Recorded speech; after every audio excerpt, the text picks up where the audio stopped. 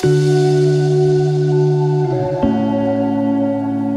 मेरा नाम डॉक्टर प्रमिला कालरा है। मैं रामैया हॉस्पिटल में एंडोक्रिनोलॉजी विभाग की हेड हूँ। आज मैं आपको डायबिटीज़ मेलिटस, जिसको कि शुगर कहते हैं, उसके बारे में आपको थोड़ी सी जानकारी दूंगी। डायबिटीज़ मेलिटस क्या होती है? डायबिटीज़ मेलिटस का मतलब है जब आपके शरीर में ग्लूकोज का लेवल बढ़ जाता है। लेवल बढ़ने का मतलब क्या है कि वो नॉर्मल लेवल से ज़्यादा हो जाता है। तो उसको हम खून की जांच से पता करते हैं कि आपको ऐसा हो गया है, और कुछ टेस्ट करते हैं जिससे हमें पता चलता है कि आपका ग्लूकोज लेवल कितना है, आपका 3 महीने का एवरेज कितना है, जिसको कि हम HbA1c कहते हैं। उसके बाद हम लोग ये डिसाइड करते हैं कि आपको क्या दवाई देनी है। सिर्फ दवाई से काम चलेगा या कुछ इंजेक्शन भी देने पड़ेंगे या इंसुलिन की ज़रूरत है। वो सब हम लोग आपके वैल्यूज़ को देख के डिसाइड करते हैं।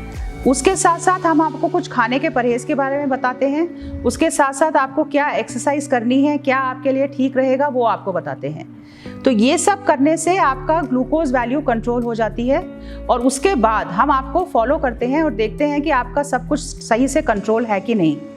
बस सिर्फ ग्लूकोज वैल्यू कंट्रोल होना ही काफ़ी नहीं है, उसके अलावा हमको ये भी देखना है कि आपकी किडनी पे, आपकी आईज़ पे, आपकी नर्व्स पे या आपके हार्ट पे हाई ग्लूकोज वैल्यू का, मतलब ज़्यादा ग्लूकोज वैल्यू का कोई बुरा असर तो नहीं पड़ रहा है।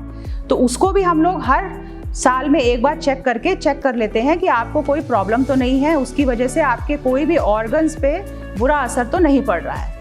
उसके साथ साथ ये भी इम्पॉर्टेंट है कि हम ये भी देखें कि आपका ग्लूकोज वैल्यू कंट्रोल्ड है, आपको कोई लो शुगर नहीं हो रहा है, और अगर लो शुगर हो रहा है तो उसके हिसाब से हम आपकी दवाई एडजस्ट कर देते हैं। साथ साथ ये भी एक इम्पॉर्टेंट चीज़ है कि आपको ये भी पता होना चाहिए कि जिस मरीज़ को भी डायबिटीज़ होती है उसको अपने डॉक्टर के साथ और डॉक्टर के पास जाके रेगुलर फॉलोअप करना है।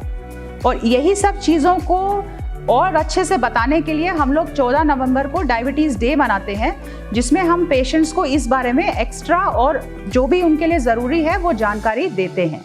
तो आप लोग भी ये ध्यान रखिए कि अपने शुगर लेवल को कंट्रोल में रखिए, डॉक्टर से रेगुलर फॉलोअप करिए और अपनी कॉम्प्लिकेशंस के लिए टेस्ट करवाते रहिए। Thank you.